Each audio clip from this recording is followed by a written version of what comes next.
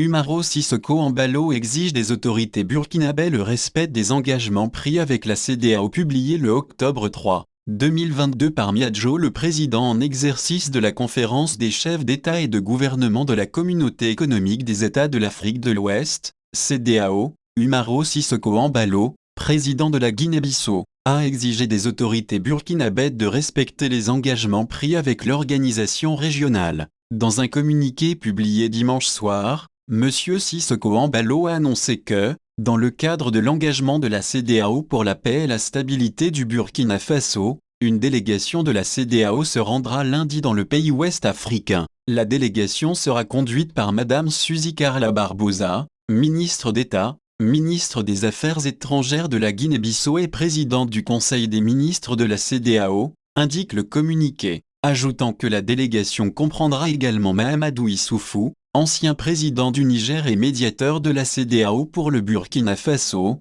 et Omar Alieu Touré, président de la commission de la CEDEAO. Au nom de l'autorité des chefs d'État et de gouvernement de la CEDEAO, je salue les différentes parties au Burkina Faso d'avoir accepté un règlement pacifique de leurs différends, a poursuivi M. Sissoko Embalo. Le président de la CEDEAO a pris note en particulier de la décision du lieutenant-colonel Paul-Henri Sandaogo Damiba de renoncer à ses fonctions de président du gouvernement de transition du Burkina Faso, afin d'éviter une confrontation violente et un éventuel bain de sang. Selon la même source, M. Sissoko Embalo a salué le peuple du Burkina Faso et a invité celui-ci à régler ses différends par le dialogue et non par la violence. Le président de la transition au Burkina Faso, le lieutenant-colonel Paul-Henri Sandaogo Damiba, a accepté de démissionner, mais sous cette condition, ont rapporté, dimanche, des médias qui citent des chefs religieux et communautaires. Suite aux actions de médiation menées par ces chefs entre les deux rivaux, le président Paul-Henri Sandaogo Damiba a proposé lui-même sa démission afin d'éviter des affrontements aux conséquences humaines et matérielles graves,